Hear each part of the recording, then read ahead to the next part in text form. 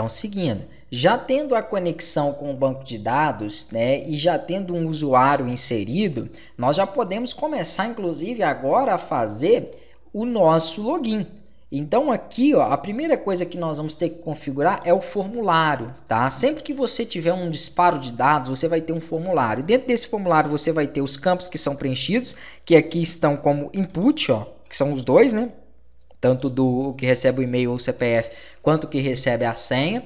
E vai ter que ter um botão também que faz aquele disparo, tá? Que tá como submit aqui, ó, que é o nosso botão do login. Então tá tudo certo. Dentro do formulário eu tenho isso, tranquilo. O action é a página na qual você vai redirecionar esses dados. Então nós vamos criar uma página chamada autenticar.php. Só que eu, particularmente, não gosto muito de utilizar o método get, tá? Eu gosto de utilizar o método post. Mas vou deixar o get para vocês poderem ver qual é a diferença inicialmente falando. E aqui, daqui a pouco, nós vamos criar esse arquivo. Eu preciso agora criar nomes para os meus campos input, vou até dar enter aqui para ele poder descer um pouquinho, e para o campo senha, tá? Esse nome que eu vou dar para ele aqui é dado, na verdade, pela tag name, não pode escrever nome, tem aluno que quer traduzir isso aqui, ó, e aí começam os problemas. Name, não existe tradução de comandos, de recursos aqui, né, para o português, você vai ter que utilizar conforme é o padrão da linguagem, então aqui é name, e aqui como eu vou colocar o usuário, eu vou chamar de usuário.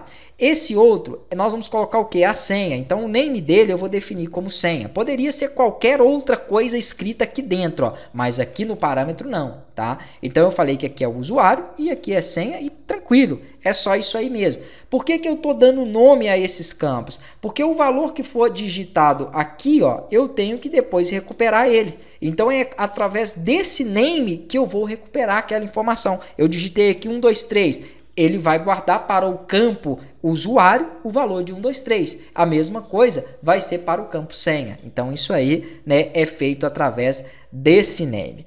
Quando eu executar, vocês vão ver que ele vai passar o usuário e o valor da senha via URL. Quem faz isso é o método get. Mas como assim? Então, vamos fazer aqui, ó. Deixa eu primeiro atualizar.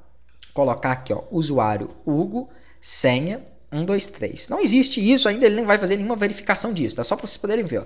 Na hora que eu clicar em login, o que ele tenta fazer? Ele joga para o arquivo autenticar.php, que foi o arquivo que eu pedi, correto? E me mostra aqui em cima, ó, falando que o campo de usuário recebeu o valor de Hugo e o campo de senha recebeu o valor de 1, 2, 3. Eu não gosto que fique visível essas informações por questão de segurança. Então, eu vou voltar ali. Para isso, vocês não vão me ver eu nunca utilizar método get e sempre utilizar método post. Porque o método post faz a mesma coisa que o get faz. Ó. Ele passa aquelas informações para o arquivo autenticar, só que ele passa por baixo. Né? Olha aqui, ele só mostrou o arquivo que ele foi, mas ele não mostrou nenhuma informação na URL. Então, isso traz uma segurança maior, tá, relacionado a essas informações. Porque senão a senha do próprio usuário fica visível naquele momento que ele fizer o login. Isso não existe, né? Isso aí já ninguém utiliza mais esse método get, ou pelo menos não é correto se utilizar.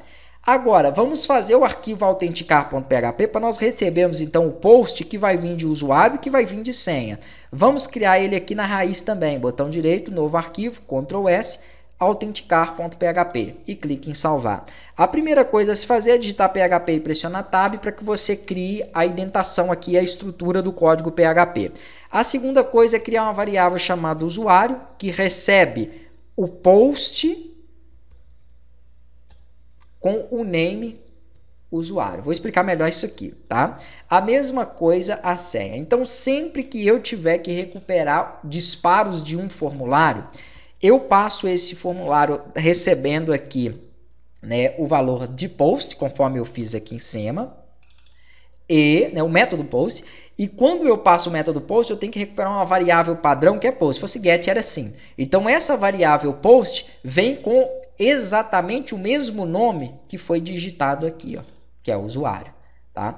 E a mesma coisa a outra variável de senha. Quer ver se isso vai dar certo? É só colocar aqui, ó, echo, sempre para poder mostrar em tela. Eu já expliquei isso para vocês. Você dá um echo ali. Então, quando chegar no arquivo autenticar, ele tem que mostrar o usuário escrito de acordo com o que eu havia feito lá. Será que isso vai dar certo? Espero que sim. Então, vou voltar aqui, vou atualizar a página e vou digitar aqui, ó, Hugo 123. Vou clicar em login e na hora que ele entrar no autenticar, ele mostra o meu usuário como Hugo.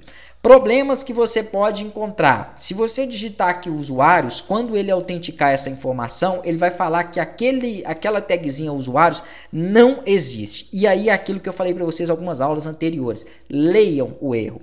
Então aqui está muito nítido, ó. Atenção, array indefinido na chave de usuários. Então ele já está te falando até a posição da linha. Então é só parar um pouquinho e analisar. Poxa, esse arquivo autenticar, ele está falando que tem erro nessa linha aqui. O que pode estar de errado? Esse nome, né? Usuários, que ele está falando que está indefinido. É só voltar de onde vem aquela referência que é aqui que você vai ver que está errado. No name, você colocou usuário e aqui você está falando que ele recebe um valor de uma chave chamada usuários, que não existe. É somente usuário. Então, muita atenção quanto a esses alertas que são dados aí pelo código.